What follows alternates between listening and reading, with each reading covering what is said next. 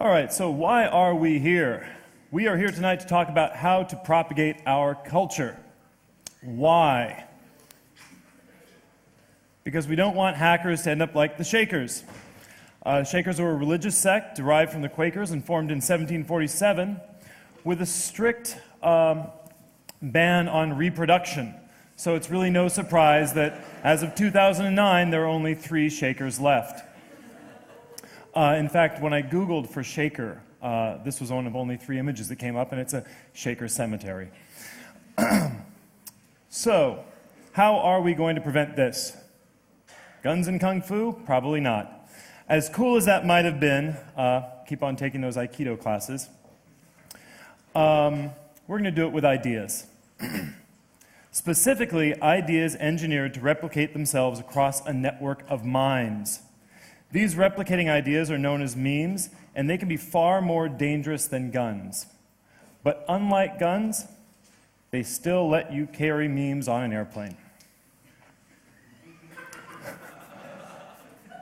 It's about that effective, too. And that gaping security hole is why we're all able to be here together at the Congress, a veritable orgy of infectious ideas. Because if you think about it, the CCC is really like a big 1970s sex party for nerds. You've got Wi-Fi swapping, public key parties, questionable fashion, and when it's all over, some of you are going to go home with a few new viruses. Now, when I showed you that slide, how many of you heard this in your mind?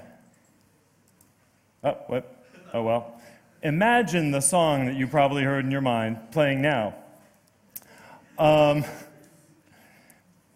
There we go, YMCA. Now, when you heard that song, which you didn't actually hear, how many of you pictured these movements? Yes. All right. So, evidently, that meme did not travel to Europe as powerfully as I thought it might have done. So, that is the power of a meme. Maybe it's not that powerful. At least this meme isn't. So, what the fuck is a meme? WTF is a meme. Yes, WTF is a meme. And here's another one. Both WTF and Ceiling Cat began as internet memes, and increasingly this usage of the word meme is the one that people are most familiar with. Internet memes even have their own conference now. But the term meme existed long before it became associated with lolcats and rickrolls. The word meme was coined by Richard Dawkins in his 1976 book, The Selfish Gene, in which Dawkins advanced a gene-centric view of evolution. Although gene-centric evolution was not a new concept, it was a selfish gene that most successfully and controversially popularized it. The gene-centric view of evolution makes a crucial differentiation between replicators, genes, and their vehicles, organisms. It proposes that we view the gene as the primary competitive unit of natural selection, rather than an individual or a species.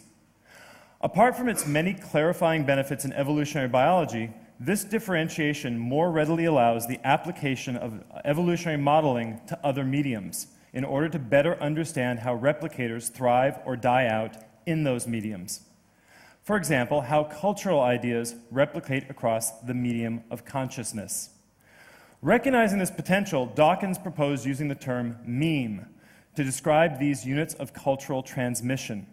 And although he didn't expand greatly upon the idea, it's only briefly addressed in the last chapter of The Selfish Gene, the idea of memes, the meme, proved too provocative and too virulent to die out.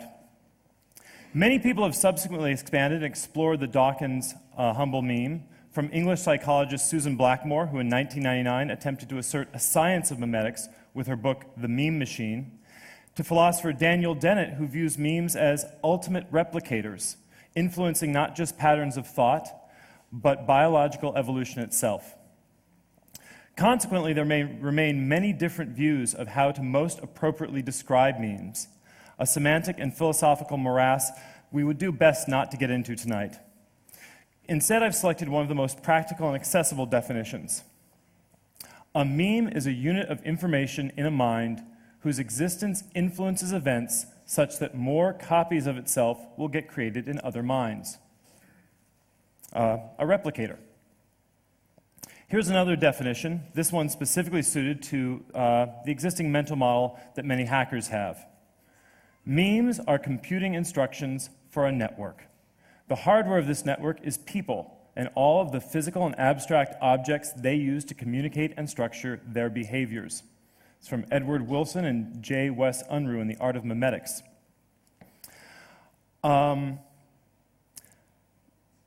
Unlike genes, where we can point to a discrete physical object and say, that's a gene. That's a gene. Sorry, wrong gene. Memes are abstractions, concepts in the realm of metacognition, tools for thinking about thinking. This in no way diminishes their utility. Memetics remains a useful model for analyzing how ideas propagate. However, a brief caution about metaphors. While metaphorical models such as memetics can be useful tools, producing insights that can in turn be channeled into effective practice, it is important that one never become bound up by those models. A metaphor is merely one possible way of relating to reality. Anytime we impart too much faith in our metaphors, we become less agile. Always remember, the map is not the territory. So choose the metaphors that serve you, where and when they serve you. When conditions change, instantly abandon your model in favor of a more useful one. The enemy's gate is down. The title of this talk refers to memes as weapons in a culture war, an assertion that could easily be viewed as mere rhetoric. And while the term war is a particularly loaded one, and here I'm thinking of Ron Gongrip and Frank Rieger's controversial talk at 22C3, entitled "We Lost the War," the fact remains that if memes are constantly in competition with one another, so then are the complex systems formed by many interrelated memes. In other words, culture. Whether we're aware of the process or not, whether we're actively participating in it or not, human minds are, inescapably, vectors of memetic infection. And while some of the memes we spread are compatible with those that they encounter in the minds of others, others decidedly are not.